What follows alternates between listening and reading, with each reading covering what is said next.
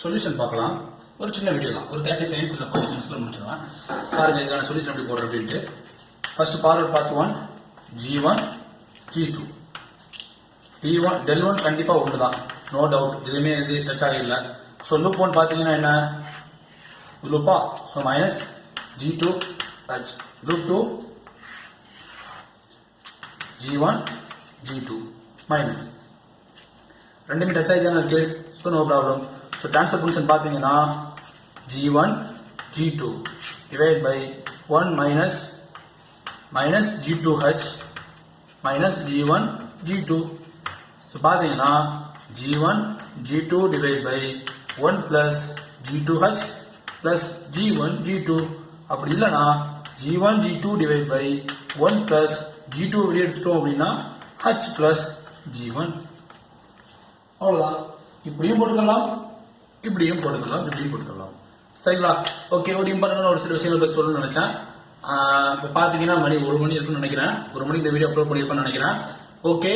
நாம வந்துட்டு நெக்ஸ்ட் எந்த மாதிரி வந்துட்டு வீடியோஸ் போடலாம், நம்ம வந்துட்டு பேசிக் சொல்லி கொடுத்தாச்சு. எப்படி வந்து ட்ரான்ஸ்ஃபர் ஃபங்க்ஷனை வந்து ஃபைன் பண்ணணும் அப்படிங்கிற மாதிரி சொல்லியாச்சு.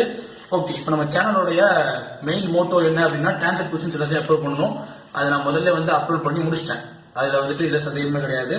இப்போ நெக்ஸ்ட் வந்து நம்ம கையில பாத்தீங்கன்னா பிஎஸ்என்எல் ஜேடிஓ கொஸ்டின்ஸ் இருக்கு.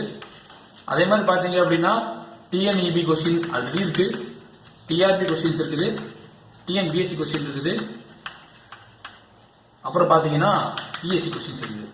ஸோ பாத்தீங்க அப்படின்னா ஃபர்ஸ்ட் வந்துட்டு பிஎஸ்என்எல் ஜேடிஓ பிளஸ் டிஎன்பிஎஸ்சி அதுல கேட்கப்பட்ட இந்த கான்செப்ட் மட்டும் என்ன செய்யலாம் அப்படின்னா கரெக்டா எடுத்து நம்ம என்ன செய்யலாம் அப்படின்னா உங்களுக்கு சொல்றேன் எப்படி சால்வ் பண்றது அப்படிங்கிறத சொல்றேன்.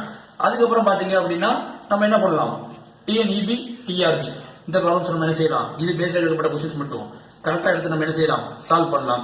அதுக்கப்புறம் பாத்தீங்கன்னா லாஸ்டா வந்துட்டு என்ன செய்யலாம், சரி இது நம்ம லாஸ்டா பார்க்கலாம், இஎஸ்சி ப்ராப்ளம்ஸ் எடுத்து நம்ம என்ன செய்யலாம் சால்வ் பண்ணலாம். இந்த டிஎன்இபி டிஆர்பி இந்த ப்ராப்ளம்ஸ் நம்ம என்ன செய்யலாம் டெஸ்ட் மாதிரி கொடுக்கலாம். அப்படி இல்லைன்னா நீங்களே சொல்லுங்க, டிஎன்இபி டிஆர்பி கொஸ்டின் கண்டிப்பா நீங்க பார்த்துருப்பீங்க. சோ நீங்க பார்த்த கொஸ்டின் டெஸ்ட் எழுதுறது சரியா இருக்காது. சோ டிஎன்இபி டிஆர்பி வந்து நான் கிளாஸ் எடுக்கவா, எதை நான் டெஸ்ட் சீரியஸா கொடுக்கறது அப்படிங்கறத வந்துட்டு கீழே வந்து மறக்காம கமெண்ட் பண்ணுங்க.